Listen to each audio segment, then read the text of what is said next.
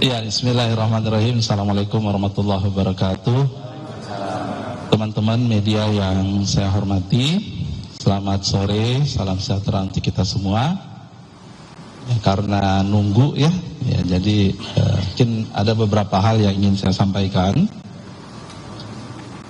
Yang pertama, saya prihatin dan menyayangkan peristiwa dugaan tindak pidana korupsi yang saat ini sedang diproses oleh KPK. Saya menghormati proses hukum yang sedang dijalankan oleh KPK dan mendukung berbagai langkah KPK dalam melakukan penindakan pelaku korupsi.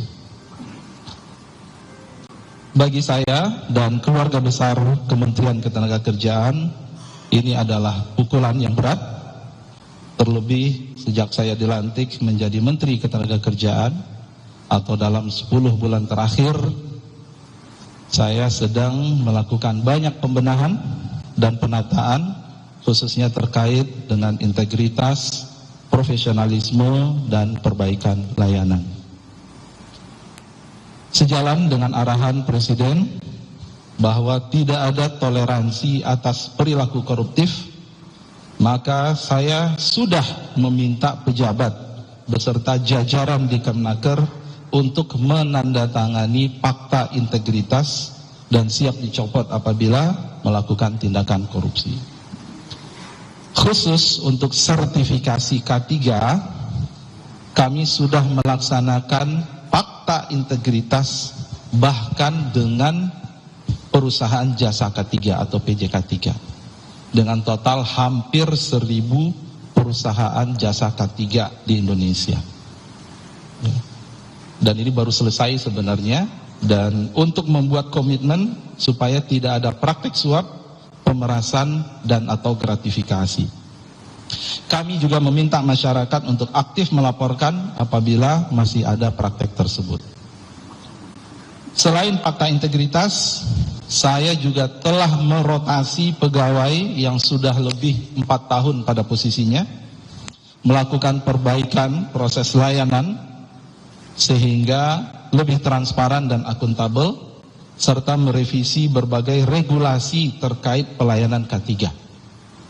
Misalnya Permenaker nomor 33 tahun 2016, Permenaker nomor 5 tahun 2018, Permenaker 8 tahun 2020, dan Permenaker 4 tahun 1987 yang sudah selesai harmonisasi.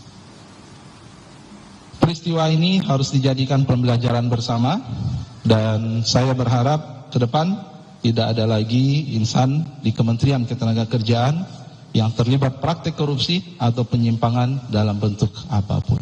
Sekian, terima kasih. Pak, posisi Wamenaker sekarang ini gimana Pak? Tunggu aja ya. Masih belum ada keputusan berarti dari Bapak ini bakal jadi? Tunggu aja informasi dari KPK. Pak Menteri, Pak, Satu. Pak Menteri, berarti layanan K3 untuk sertifikasi tetap berjalan kan Pak? Tetap berjalan. Ya. Dan tadi Pak Mensesnek sudah menyampaikan kalau misalnya akan ada peluang potensi untuk penggantian Wamenaker gitu. Itu tanggapannya seperti apa? Ya, kita. Yang kedua, kinerja Kemenaker kan dinilainya bagus. Nah, gitu. Tapi dengan adanya kasus ini menjadi catatan tersendiri. Kemudian pertanyaan selanjutnya Pak, yang ditangkap adalah 10 orang dan katanya ditangkapnya di gedung K3 yang sebelah, gitu. Apakah benar seperti itu? Dan dalam 10 orang itu selain Pak Kemenaker, apakah ada yang lain, pejabat yang lain dari Kemenaker yang juga ikut hidup?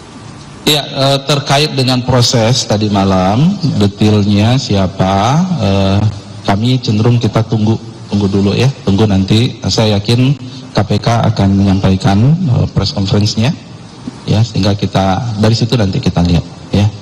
Dan tadi saya sampaikan ya kita tunggu, dan ini harus kita hormati proses itu. Ya.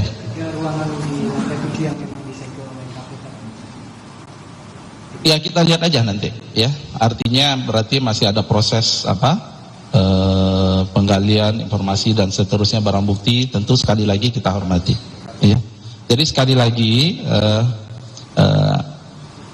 berbagai hal ya sudah kita lakukan ya untuk membangun sistem yang lebih baik di Kemenaker ini ya. Jadi dari orangnya, kemudian ini ada potensi ya ketika layanannya kita lihat ya beresiko, kita putar orangnya, kemudian fakta integritas, kemudian kita ingatkan terus. Kemudian teman-teman kalau lihat di sini ada patung orang pakai rompi orange gitu ya.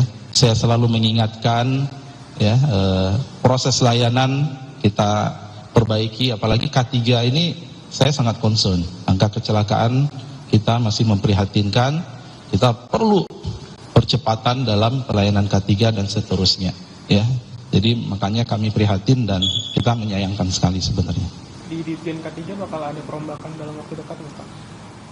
Tentu semua harus ada berbasis bukti ya, dan saya jamin kalau ada bukti dan kemudian itu ya benar ya, tidak ada toleransi. Tapi sekarang tentu kita praduga tidak bersalah dulu. Tapi Ya. nanti ada peningkatan pelayanan perbaikan. Pasti, insya Allah ya. Akan ada penonaktifan pejabat yang terkait kalau misalnya memang terbukti Iya pasti. langsung ditata Wamenaker. Oh, kalau menaker kan bukan dari menteri ya, tentu ya. Kalau dari saya kan eselon 1 ke bawah ya. Ada perjanjian atau seperti apa? Itu kita serahkan ya. Cukup? Pak, sampai saat ini udah ada tanggapan dari Presiden, Pak? Ya, tadi kan sudah ada informasi dari Sesnek ya. Bapak, untuk audit ini sendiri dilakukan di Kemenaker atau di... Jadi sekali lagi terkait dengan proses OTT-nya, kemudian siapa yang terlibat, kemudian kita tunggu aja dari KPK ya. Udah ada komunikasi langsung belum sama dari Pak Prabowo ke Bapak, Pak? Ya, tadi kan udah ada pas conference tadi Belum dari ada ya, Pak, komunikasi langsung. Pak, untuk Pelayanan sertifikasi K3 ini ketika di kasus yang terjadi ini, apakah Kemenaker akan melibatkan pihak ketiga juga, misalnya lembaga sertifikasi? Jadi begini, ini sertifikasi K3 ini memang melibatkan pihak PJK3 sebagai mitra. Nggak mungkin pemerintah sendiri yang melakukan sertifikasi. Jadi melibatkan PJK3, disitulah kita harus pastikan bahwa mereka itu punya komitmen. Ya, kita sudah lakukan itu. Bahkan kemarin saya sampaikan PJK3 yang belum melakukan komitmen ulang fakta integritas, kita tahan dulu izinnya. Ya udah tahan. Tapi tetap ya ini kan proses dari suatu sistem yang sudah lama ya.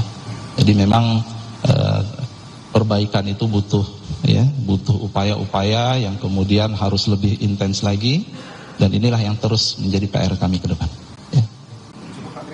Cukup? Nah.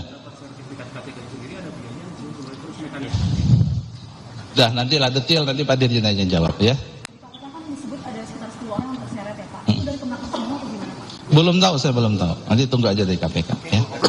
Oke. Makasih semua. Tunggu aja, sabar dong. Ini kan belum 1 kali 24 jam, tunggu ya. Nanti kalau ada yang perlu kami jelaskan, kita tunggu dulu dari KPK. Insya Allah besok kita bisa ketemu lagi. Ya. Assalamualaikum warahmatullahi wabarakatuh. Itu tadi keterangan resmi dari Menteri Tenaga Kerja Yasir Ly terkait dengan OTT KPK terhadap Wamenaker Emmanuel Ebenezer, dan Yasir Ly menegaskan akan menunggu proses hukum yang tengah berjalan, dan juga sebelumnya ia menegaskan telah melakukan penandatanganan fakta integritas bersama dengan 463 perusahaan jasa K3. Baik.